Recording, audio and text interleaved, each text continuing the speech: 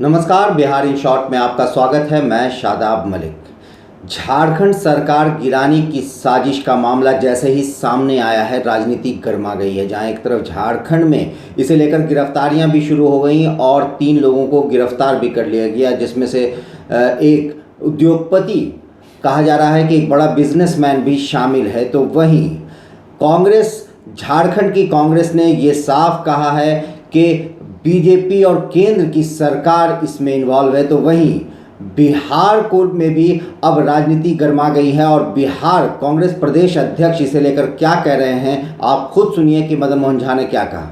निश्चित रूप से उस पर कार्रवाई होनी चाहिए और विधायक की खरीद की बात तो बीजेपी करती ही है। आप इसका अनेकों उदाहरण देखे होइएगा। आप कर्नाटक का देखिए, महाराष्ट्र का देखिए, मध्य प्रदेश का देखिए, बिहार में भी ये प्रचार होते रहता है। अभी हाल ही में मणिपुर में देखिए, जहाँ भी बीजेपी को लगता है जो हम जनता के मत से सत्ता में नहीं आ सकते हैं, वहाँ वो धन बल के माध्यम से सरकार को हथियाने का प्रयास कर रहा है। जो भी धन और बल वाले हैं, चाहे वो शराब माफिया हो या अन्य धनासेठ हों, अब वो लोग अभी बीजेपी के कब्जे में हैं।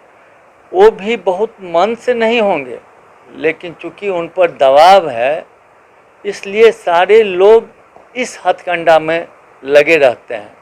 उनके नेता भी, मैं समझता हूँ मैं लोकतंत्र में इससे दुखद बात हो नहीं सकती है जो कोई शराब माफिया या अन्य माफिया जो हैं वो विधायक को खरीदने का प्रयास करे। ये बहुत दुखद है लोकतंत्र में। इस पर कड़ी कार्रवाई भी होनी चाहिए और चाहे इसमें बहुत चीज़ में न्यायपालिका भी हस्तक्षेप करती है आजकल।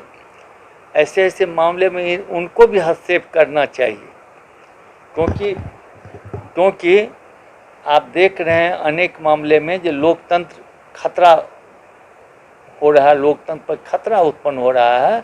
इसलिए ऐसी घटना जहां भी उजागर हो, उस पर संज्ञान भी लेना चाहिए और कार्रवाई भी करना। तो सुना आपने कि मदन मोहन झा साफ तौर से ये कह रहे हैं कि बीजेपी इस तरह की साजिशों को करती आई है और वो कर्नाटक में, मध्य प्रदेश में और उसके साथ साथ राजस्थान में भी ऐसी कोशिश कर चुकी है। वहीं उन्होंने मणिपुर का भी हवाला दिया। तो इस तरह से मदन मोहन झा ने ये साफ तौर से कहा कि केंद्र की सरकार कहीं भी जहां बीजेपी की सरकार नहीं होती है, वहां अपनी सरकार बनाने के लिए किसी भी हद तक जा सकती है। वहीं दूसरी तरफ राजद के अहम नेता शिवानंद तिवारी ने इस मुद्दे पर क्या कहा है, आप खुद सुनिए।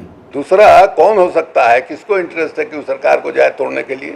कांग्रेस पार्टी जो है उस सरकार में गठबंधन में शामिल है, तो दूसरा कौन कर सकता है? और ये क्षमता और ताकत जो है भारतीय जनता पार्टी के ही लोगों के पास, उनके पास सत्ता है, दिल्ली की सत्ता है उनके हाथ में, उनके पास पैसा है, साधन है, तो हर तरीके से इस्तेमाल करते। इसी तरह के लोग ना इस काम में लगेंगे जो डराएंगे, धमकाएंगे। अभी देखिए कि पैगेसस वाला मामला जो है चल रहा है। अब टेलीफोन से दूसरे की बातचीत आप सुनिएगा, उसको फिर ब्लैकमेल कीजिएगा, उसका इस्तेमाल कीजिएगा। तो ये सब कुछ जो है दिखाई दे रहा है और ये साफ है कि दिल्ली की जो सरकार है उसको भारतीय संविधान पर ये नहीं है।